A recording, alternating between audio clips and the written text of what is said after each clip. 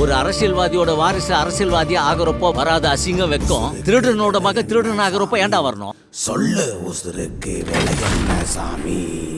நம்ம ஆளுங்க தானே நம்மள இவ்ளோ தூரம் சப்போர்ட் பண்ணி கூட்டிட்டு வந்தாங்க.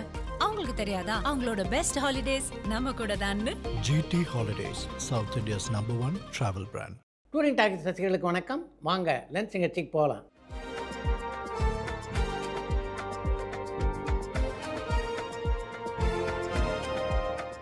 என்னப்பா முதல் கேள்வி? சுந்தர்சி படத்தில் வர காமெடி ட்ராக்ஸ் எல்லாத்தையும் எழுதுறது யாரு? அவரே எழுதுவாரா இல்லை வேற யாராச்சும் எழுதுவாங்களான்னு ஜான் கிருஷ்ணகிரியிலேருந்து கேட்டிருக்காங்க.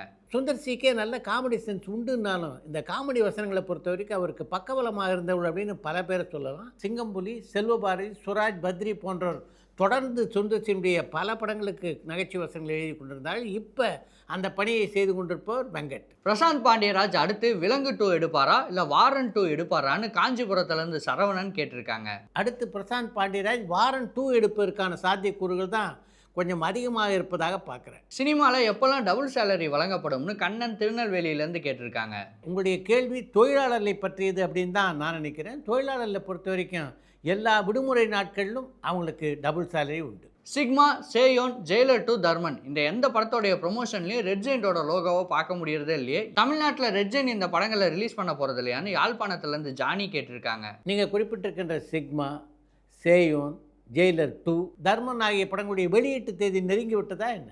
அந்த படங்களுடைய வெளியீட்டு தேதி நெருங்கும் போது நிச்சயமாக ரெட் ஜெயண்ட் லேபிள் அந்த திரைப்பட விளம்பரங்களில் இடம்பெறும். ஸ்பைடர்மேன் படத்தோடைய ப்ரொமோஷனை ஸ்டார்ட் பண்ணிட்டாங்க. சன் பிக்சர்ஸ் டிசி படத்தோடைய ப்ரொமோஷனையும் ஸ்டார்ட் பண்ணிட்டாங்க. ஆனால் லைக்கா நிறுவனம் அதே நாளில் ரிலீஸ் ஆக போகிற சிக்மா படத்தோடைய ப்ரொமோஷனை ஸ்டார்ட் பண்ணாமலே இருக்காங்க. அதுக்கு காரணம் என்னன்னு கொழும்பு நகர்லேருந்து அதியன் கேட்டிருக்காங்க. இந்த மாதம் 23ஆம் தேதி விஜயனுடைய ஜனநாயகம் திரைப்படம் வெளிவருவதற்கான சாத்தியக்கூறுகள் கொஞ்சம் அதிகம் இருப்பதாக தெரியுது. அதன் காரணமாக தான் எல்லா திரைப்படங்களுடைய வெளியீடுமே தள்ளி போகிறது. ஜூலை 31ஆம் தேதி சிக்மா திரைப்படம் வெளிவருவதற்கான வாய்ப்பு கூட கொஞ்சம் குறைவாகத்தான் இருக்கிறது. கான்சிட்டி படம் ரொம்ப நல்லா இருந்துமே மக்கள் தியேட்டருக்கு வரல. அதுக்கு முக்கிய காரணம் அந்த படத்தோடைய டைட்டில் தானா? தமிழில் அழகாக டைட்டில் வைக்காம இங்கிலீஷ் டைட்டில் வச்சதால தான் இந்த குழப்பம் ஏற்படுதான்னு மத்திஷான் ஸ்ரீலங்காலேருந்து கேட்டிருக்காங்க. கான்சிட்டி படத்தை பொறுத்தவரையில் அந்த படத்துக்கு என்ன மாதிரியான வரவேற்பு கிடைக்க வேண்டுமோ அப்படிப்பட்ட ஒரு வரவேற்பு அந்த படத்துக்கு இன்றைக்கும் கிடைத்து கொண்டு தான் இருக்கிறது. ஆங்கிலத்தில் பெயர் வைக்கிறதுனால தான் ரசிகர்கள் தியேட்டருக்கு வராமல் போக மாட்டாங்க. பிளாஸ்ட் அப்படின்ற டைட்டில் என்ன தூய தமிழ் டைட்டிலாக? அந்த படம் எப்படி 75 கோடி ரூபா வசூல் பண்ணிச்சு. அதே மாதிரி தான் டூரிஸ்ட் ஃபேமிலி திரைப்படமும் அந்த படம் மிகப்பெரிய வெற்றியை குவிக்கலையா? டூரிஸ்ட் ஃபேமிலி தமிழ் சொல்ல என்ன? விஜயகாந்த் குடும்பமும் ரவுத்தர் குடும்பமும் ஒன்றா சேர்ந்துட்டாங்களான்னு சந்தனகுமார் சென்னையிலேருந்து கேட்டிருக்காங்க. இப்ராஹிம் ராவுத்தரை பொறுத்தவரையிலே அவர் திருமணமே செய்து கொள்ளலை. அதனால் உங்களுடைய கேள்வியே அங்கே எழவில்லை. சூர்யா ஹாம்போலே ப்ரொடக்ஷனில் நடிக்க போகிற படத்துக்கு 100 கோடி சம்பளம் வாங்கியிருக்காருன்னு தகவல் வருது. அது உண்மையான? யூகேலேருந்து கிருஷ்ணன் கேட்டிருக்காங்க. அந்த சம்பளத்தை பொறுத்த வரைக்கும் ஹோம்பாலே நிறுவனத்துடைய படத்தில் நடிப்பதற்காக சூர்யா வாங்கின சம்பளம் இல்லை அது. அப்படி ஒரு சம்பளத்தை சூர்யா வாங்கினா நல்லாயிருக்கும் அப்படின்னு நினைக்கிறவர்களுடைய கருத்தை இது மாதிரி செய்தியாக வெளியிட்டிருக்காங்க. 6 புஷ்பங்கள், அள்ளி தர்பார் இந்த 2 படத்தையும் டைரக்ட் பண்ணது கலைஞானம் அவர்களா இல்லை KM பாலகிருஷ்ணன் அவர்களான்னு பஞ்சாப்லேருந்து திருக்குமரன் கேட்டிருக்காங்க. 6 புஷ்பங்கள், அள்ளி தர்பார் போன்ற படங்களை இயக்கியது KM பாலகிருஷ்ணன் தான், கலைஞானம் இல்லை. கவுண்டமணி அவர்களோட குமாரி சச்சு அவர்கள் நடிச்சிருக்காங்களான்னு கள்ளக்குறிச்சியிலேருந்து தவமணி கேட்டிருக்காங்க. கவுண்டமணியோடு டாடா பிர்லா, நெஞ்சமெல்லாம் நீயே போன்ற படங்களில் குமாரி சச்சு நடிச்சிருக்காங்க. ஆனால் அவருடைய ஜோடியாக இல்லை. பிரதீப் ரங்கநாதன், கைடலோகர் 2 பேருமே திருமணம் பண்ணிக்க போகிறாங்கன்னு தகவல் வருது. அது உண்மையான? சச்சின் சேலம்லேருந்து கேட்டிருக்காங்க. பத்திரிகைகளுக்கும் பரபரப்பான செய்தி வேண்டும் இல்லையா? அது போன்ற பரபரப்பான செய்திகள் கிடைக்காத போது இது போன்ற கற்பனைகள் பல பத்திரிகையாளர்களுக்கு தோன்றுவது காலங்காலமாக வழக்கமாக தான் இருக்குது. நீங்கள் பார்த்த நட்பு பற்றிய படங்களில் உங்களுக்கு ரொம்ப பிடிச்ச படம் எதுன்னு கடலாடியிலேருந்து பாலசுப்ரமணியம் கேட்டிருக்காங்க. நட்பை பற்றி நான் பார்த்த திரைப்படங்களில் எனக்கு மிகவும் பிடித்த படங்கள் அப்படின்னு 2 படத்தை சொல்லலாம். ஒன்று தளபதி, இன்னொன்று நட்புக்காக.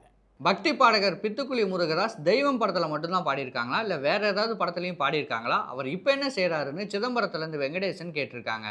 பக்தி பாடகரான பித்துக்குளி முருகதாஸ் தேவருடைய தெய்வம் திரைப்படத்தில் மட்டும்தான் பாடியிருக்கார். வேறு எந்த ஒரு திரைப்படத்திலும் அவர் பாடியதாக தெரியல. இப்போ அவர் நம்மிடையே இல்லை. அவர் இறந்து ஏறக்குறைய 11 ஆண்டுகள் ஆகின்றன. ரஜினி கமல் படத்துக்கு இது வரைக்கும் யுவன் சங்கர் ராஜா மியூசிக் பண்ணதே இல்லையா? அதுக்கு காரணம் என்னன்னு சரஸ்வதி பெங்களூர்லேருந்து கேட்டிருக்காங்க. ரஜினி, கமல் ஆகியோரது படங்களுக்கு இசையமைக்கக்கூடிய சரியான வாய்ப்பு யுவன் சங்கர் ராஜாவுக்கு அமையலை. அதன் காரணமாக தான் இதுவரை அவர் இசையமைக்கலை. ஆனாலும் யுவன் சங்கர் ராஜாவுடைய இசையிலே கமல்ஹாசன் புதுப்பேட்டை என்ற படத்திலே ஒரு பாடலை பாடியிருக்கிறார். கட்டா குஸ்தி 2 படம் இவ்வளோ பெரிய வெற்றி அடைஞ்சதுக்கு முக்கிய காரணம் விஷ்ணு விஷால் அந்த படத்தை வேல்ஸ் இன்டர்நேஷனல் கிட்ட இருந்து அண்டர்டேக் பண்ணது தான் காரணம்னு சொல்லலாமா? ஒருவேளை வேல்ஸ் இன்டர்நேஷனல் இந்த படத்தை தனியாக ரிலீஸ் பண்ணியிருந்தா இவ்வளோ பெரிய ப்ரொமோஷன் பண்ணி இவ்வளோ தேட்டரில் ஸ்மூத்தாக ரிலீஸ் பண்ணியிருப்பாங்களான்னு யாழ்ப்பாணத்துலேருந்து ஜானி கேட்டிருக்காங்க.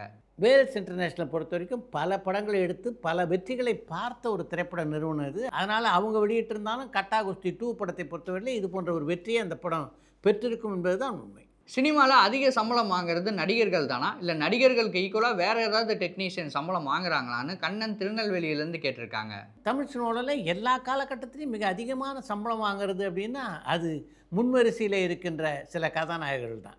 கருப்பு படத்தை சூர்யா தான் தமிழ்நாட்டில் ரிலீஸ் பண்ணாருன்னு அவருக்கு நல்ல லாபம் வந்திருக்கும்னு மற்ற ப்ரொடியூசருக்கு சரியாக லாபம் போய் சேரலன்னு ஒரு தகவல் இருக்குது. இந்த தகவல் உண்மையான திருப்பூர்லேருந்து குமரன் கேட்டிருக்காங்க. கருப்பு படத்தை தமிழ்நாட்டில் வெளியிட்டது மூலம் என்ன லாபம் கிடைக்குமோ அது அந்த படத்துடைய தயாரிப்பாளருக்கு தான் போகும். ஆனாலும் அதையும் தாண்டி அவங்களுக்கு கொஞ்சம் பிரச்சனை இருக்குது அப்படின்றது உண்மை. வரலாறு படத்தை ரீரிலீஸ் பண்ண வாய்ப்பு இருக்கா? இது சம்மந்தமாக நீங்கள் கேஎஸ் ரவிக்குமார் சார்கிட்ட பேசியிருக்கீங்களான்னு பத்ரி சூலூர்லேருந்து கேட்டிருக்காங்க.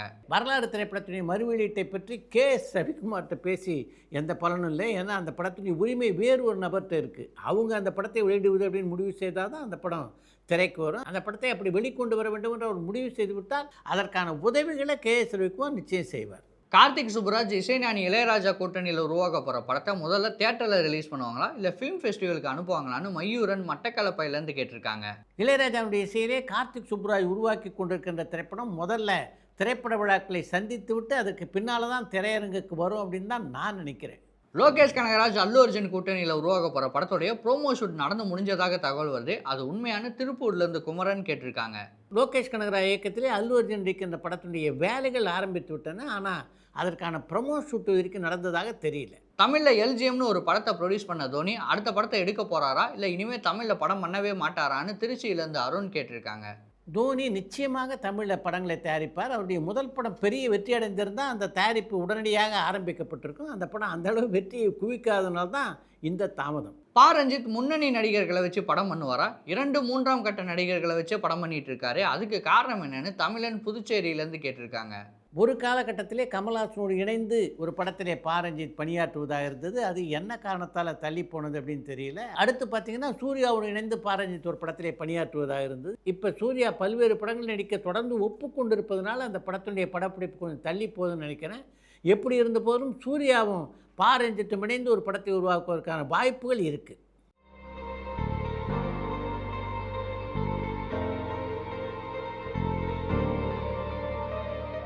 ப்ராஃபிட் ஷேரிங் முறையில் நடிக்கிற நடிகர்களுக்கு அந்த படத்துடைய ரைட்ஸுமே கொடுக்கப்படுமான்னு திருச்சியிலேருந்து அருண் கேட்டிருக்காங்க.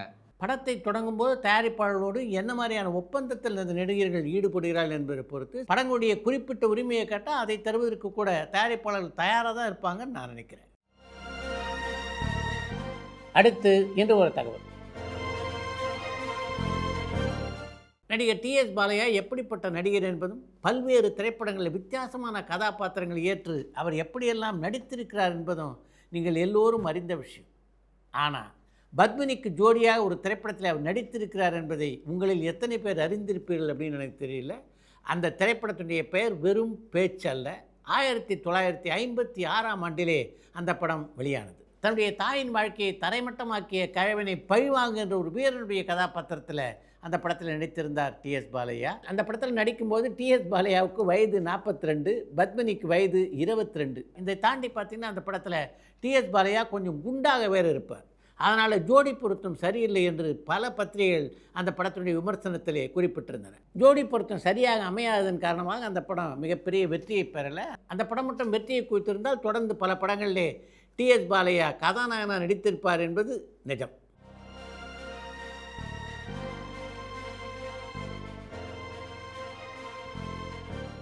இத்துடன் இன்றைய லென்ஸ் நிகழ்ச்சி நிறைய பெறுகிறது. மீண்டும் அடுத்த லென்ஸ் நிகழ்ச்சியிலே சந்திப்போம்.